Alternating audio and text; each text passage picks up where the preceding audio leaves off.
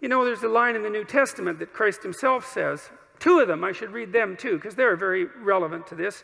I guess I could paraphrase them. A rich man comes up to Christ and says, good leader, good Lord.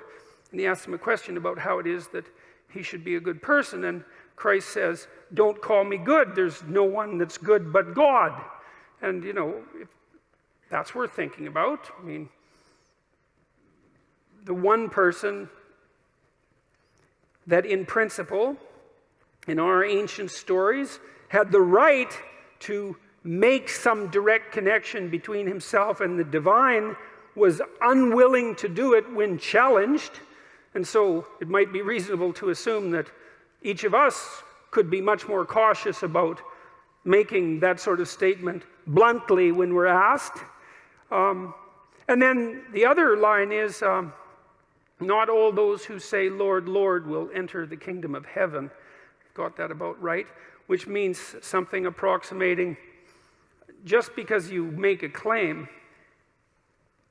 to moral virtue, let's say, your belief in God, which I can't see how you can make a higher claim to moral virtue than that. You know, I mean, agnostic, atheistic, I don't really care.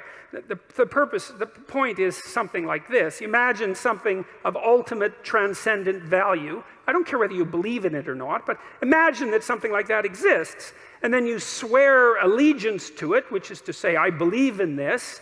I mean, there's a heavy moral burden that comes along with that, just to allow yourself to utter the words without feeling that you should be immediately struck down appropriately by lightning. And so I think that's why that question makes me uncomfortable. It's that I don't think I have a right to make that proclamation. There's another thing, too, that I learned when I was going through these biblical lectures. It was a fascinating thing to do. It was the story of Jacob, who became Israel. And Jacob was a real trickster, you know. He was a morally ambiguous figure, to put it mildly. I mean, he tricked his older brother out of his birthright. And he was full of tricks.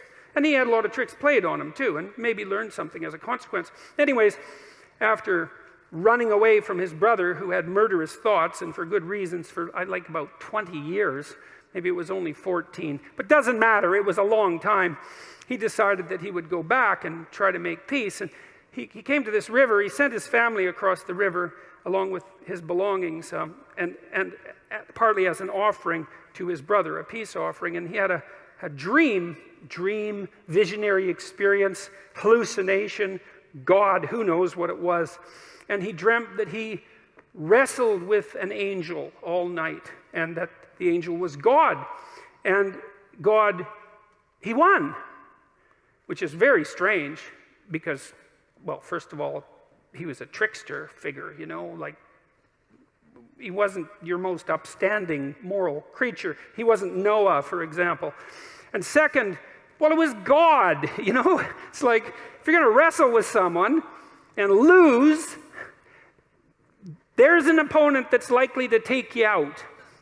And he did damage his hip. I mean, which isn't not that impressive an accomplishment on God's part, in my estimation. But and it's a very interesting story, because what it does indicate, what's so cool about it, you see, Jacob's name is changed at that point to Israel. And Israel means those who wrestle with God. And that blew me away. That's one of the things I love about studying old stories, is now and then you come across a piece of one, and you see into it. You know, you see down into the depths that characterizes it. It's very difficult, but it happens sometimes, and it just flattens you.